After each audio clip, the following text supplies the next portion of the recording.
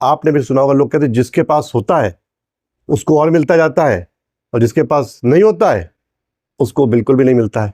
कहने का मतलब कि अमीर और अमीर होता जा रहा है और गरीब और गरीब होता जा रहा है। लेकिन रियलिटी क्या होती है, एक छोटी सी कहानी से आपको समझाने की कोशिश करता हूं। एक राजा पड़ोसी राज्य की यात्रा पर निकल रहा था।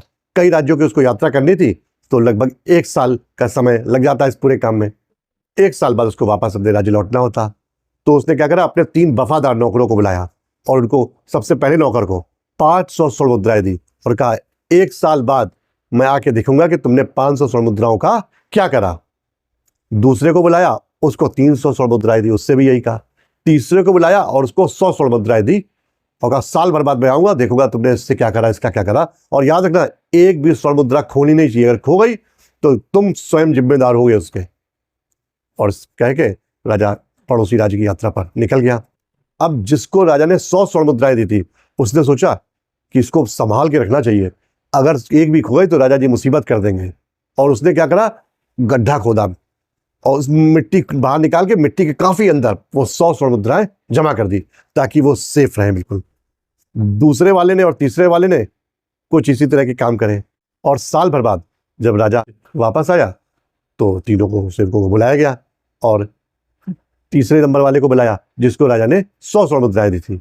बड़ा खुशी खुशी मुस्कुराता वो राजा के पास आया और उसे चमचमाती हुई स्वर्ण मुद्राएं राजा के कदमों में रख दी। बोला, मालिक, माई बाप, ये 100 स्वर्ण मुद्राएं आपने दी थी और 100 के 100 वैसे ही बिल्कुल सुरक्षित है।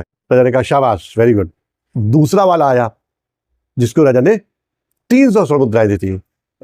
वो राजा के पास आया, बोला, महाराज, 300 स्वर्ण मुद्राएं से हमने व्यापार करा और ये 300 जो है 500 हो गई है, और ये लीजिए आपकी सेवा में हाजिर है। और इसके बाद जिसको राजा ने 500 स्वर्ण मुद्राएं दी थी, वो सेवक आया, उसने कहा, आपने जो 500 स्वर्ण मुद्राएं दी थी उससे मैंने व्यापार करा और व्यापार मेरा फल फूल गया और 500 की मैंने 2000 स्वर्ण मुद्राएं कर दी, ये आपकी सेवा में हाजिर है।